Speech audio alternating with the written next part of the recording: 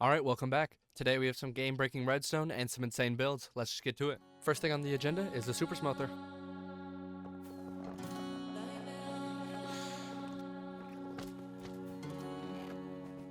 Alright, so I finished the super smelter. This is the fuel source. It's a carpet duper. I have it hooked up to this, which if it's less than halfway full, it turns it on. I'm gonna go make a sand farm. Alright, so all of the resources gathered, it's super minimal. Super tiny, like it takes up less than half a shulker box, and it's low-key kind of crazy. It's the smallest one I've ever seen.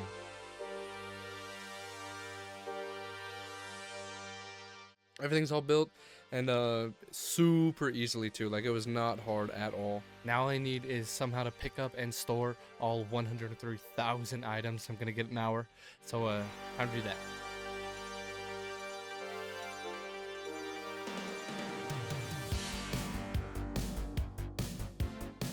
It's all done. I had to edit some of the things on the platform just because I needed pistons to push items towards the center, and then it's just observers with pistons and a redstone line underneath. Nothing crazy. Now I'll run the farm and you can see what it all kind of looks like.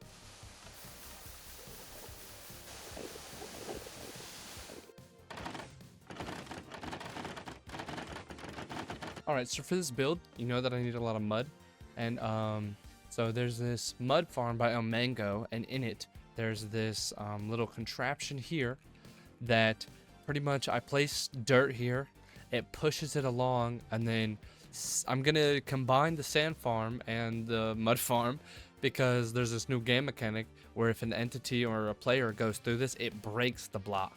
So then I'm going to use that to break all of the mud, and so then I don't have to build a TNT duper, I don't have to do anything like that, I don't have to break it manually, it just breaks it here. And since I already have a collection system and all that, it just made sense.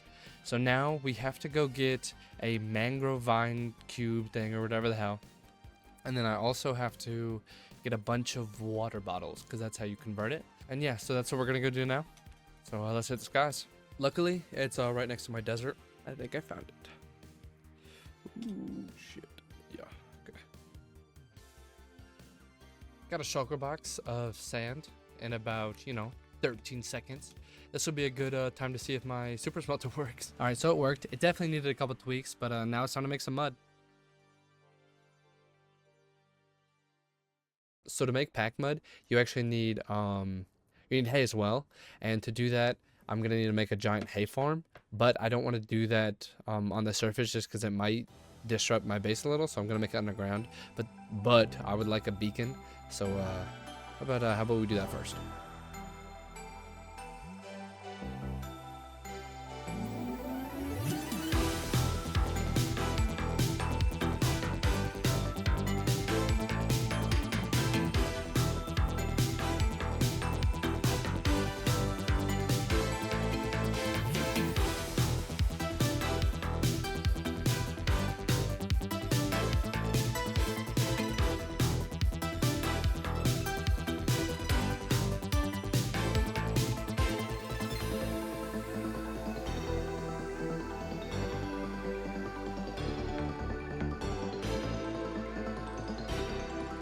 Alright, I can't say that went really well just because it actually took me forever, and then I didn't end up recording the clip I got for any of my weather scrolls. I just took way too long in between.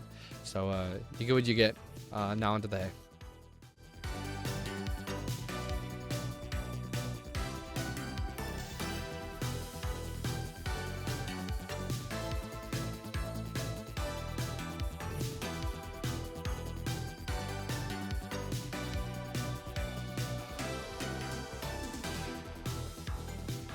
Now that I have infinite glass, infinite concrete, infinite mud, I need dyes. Specifically green dye, so I'm gonna make a big cactus farm.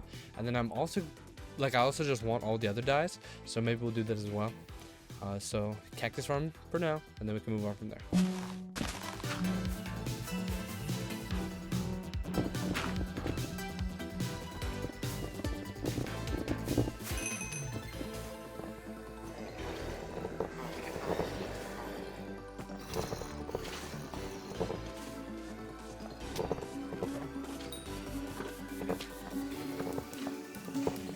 Alright, the cactus farm is done. This is just my jank ass redstone. This is the storage system, and then this has a little furnace array, and there's it like switches back and forth, and then if this gets full, it'll just switch back to the storage system. And if I go down, you can just see all of the layers. It's kind of a lot, but it's pretty cool. This is a redstone down here. This just sends all of them up. And I just wanted all the storage to be at the top. I had it originally at the bottom, but I didn't really like it, so I just moved it. I need to find a better fuel source for this, just because I'm using coal blocks that I got from actually mining this out. You know, it's not too bad, but I definitely might have to build like a bamboo farm up here or something, or just something infinite.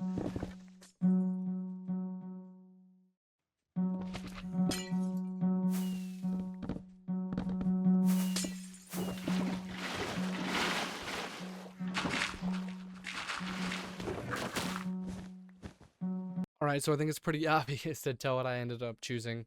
It's not the most efficient, but it'll do its thing. I'll FK a little bit and it'll be alright. I think I have most of the blocks I'm going to need. Next on the agenda is wool. And then we're off. We're off to build it. Wool farms are super easy. I ended up doing a conveyor belt by El Mango, I think. It got me all I needed, and now let's get to placing some blocks.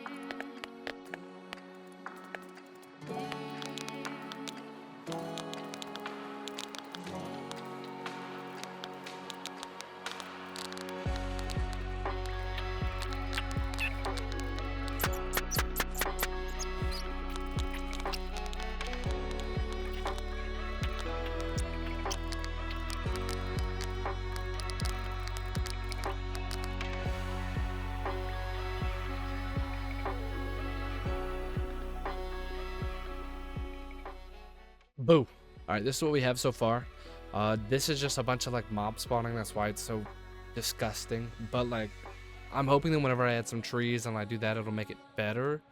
Because right now it just looks like block vomit. But I guess I am going for destroyed dystopian kind of vibes, and that helps out a little bit. I'm gonna go grab a bunch of dead bushes and we'll see how that looks.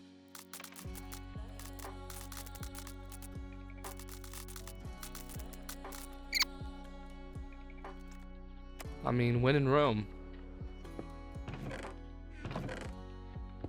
Let's have some TNT.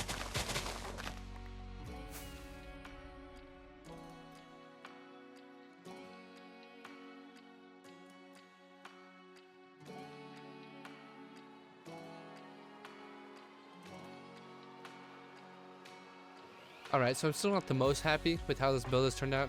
It's not the worst. I made a little path here just now, and like there's the trees. I still want it to look a little more disheveled, a little more rundown, but I think that's where I'm going to call it for this video, and we'll get to building some more things in the next.